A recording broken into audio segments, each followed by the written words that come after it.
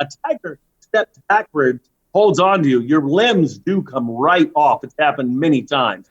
James Garretson, the fucking narc in that show, the rat fink that's in there, you see him rolling along. That show's full of rats, right? I mean, I don't know where your vibe is or where you're from. When I grew up, those dudes, man, stitches need stitches. Those guys are trouble. That rat out there, that guy, he was in Texas. They just left this out of the show. He was in Texas a few years before the show went down. He's got a tiger there at a place called Jungle Land, I think, something like that. Real quick, this is the fat guy or the guy? The fat guy. Okay, fat guy that turned state's evidence. Yes, because they both went state's ev, right? They both ratted out. Did. Him and Lowe, Jeff and too. him both turned and both set Joe up to the max. You know, a whole lot of setup there. I mean, that guy's in Texas. He's hanging out. He's got some chick there. He's like, hey, man, look at that kitty cat. Cool dude. Here, I'll pet his nose. Isn't that cool? You pet his nose. Snap. Grabs the chick by the hand, backs up, arm pops right out of the shoulder. Poof. Arm's gone. Nobody's there that's high in DMT because that's your only chance is to get in there and hemostat out the arm.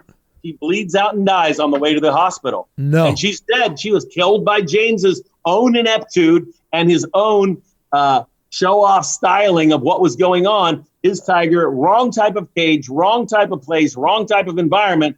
Off comes the arm of a girl. Lost his own license, was never allowed to have animals again, and is totally on the dark side. He's then busted for illegally, I believe, getting a hold of a lemur and doing stuff, and somehow in all that, that's the easy side. It's state's evidence's turn. There's a whole other huge story of some kind of credit fraud and fake banks and all kinds of other weird shit that James Garretson and Jeff were both being turned on because of Joe finding out the stories and laying all that down. I think some of that animosity and insanity is what helped get Joe on the outs with them. As Jeff was acquiring his zoo, James is there, whatever he's doing for them, with them. Yeah. The whole thing's melting down. And in the process of that, they bring this hitman in and go like, hey, I got this bargain hitman, dude. He'll go and make a transcontinental hit for you for $3,000. How's that sound, Joe? Clownism. Who thinks that way? Who thinks hitmen are introduced by new friends? Who thinks hitmen are cheap? And who thinks that you just happen to meet one that's also a maintenance dude on the side? I mean, it was just Joe's stressed out, melted down brain going on that it just wasn't working out well for him. And he allowed himself to just be pulled along. And he was infatuated with the illusion that Jeff had something with a rented house and a rented Ferrari and taking photos in front of a plane. What is that? I was trying to understand that when I was watching that. Like, what type of character is a Jeff? Like, who is he? A con artist? Like, where do these exist outside of this business? As far as I know, Jeff had no business with animals before this. You know, before his Joe soiree. Maybe he met someone with a lion here or there because they're just in the. So what is he like? He is Evel Knievel and Robbie Evil's son, one of their tech men, frontmen for the traveling org. There's a huge, if you look for him online, there's a whole bunch of information about him making all kinds of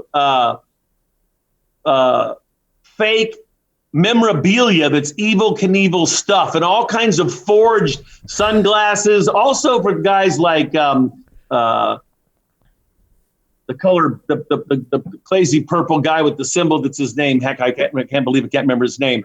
The great singer that OD'd just a while ago. Prince. Yeah. He's selling Prince jackets, memorabilia, sunglasses. He's busted for all kinds of things, allegedly. And all through that process, he was this guy that knew how to run this con thing. He and James Garretson, according to Joe, were running these fake credit card scams and doing stuff. I heard, don't know the truth, that he's who paid for John Finley's teeth. You know, because John's got that ridiculous mouth. But if you look online now, there's all kinds of pictures of him with this perfect smile. Yeah, I've seen it. What he normally looks like. He has that big old smile there. And that's how I always saw him. They made him remove his bridge work to film him so he'd look like a burnout meth head. But he always looks perfectly, like extra perfect teeth because he's got big dental implant bridge attachments there. And they always made him take his shirt off. They're creating that vibe. No. You know, the same for Seth, the little chick with the screwed up arm. Look at her at any other point. She's got the sleeve on that covers the amputation. She's got it inside of a coat. They've got it all laid out there like some big floppy dick sitting in the middle of the picture. Like, oh yeah, this poor girl in a dump. They've got her tied up like in front of a damn dumpster. Who the hell picked that shot? Salacious, freaking sensationalism bullshit. Put her in that shot, made her arm lay out there, and she's got it on the steering wheel when she's driving. Well, of course she doesn't drive like that. They're creating drama.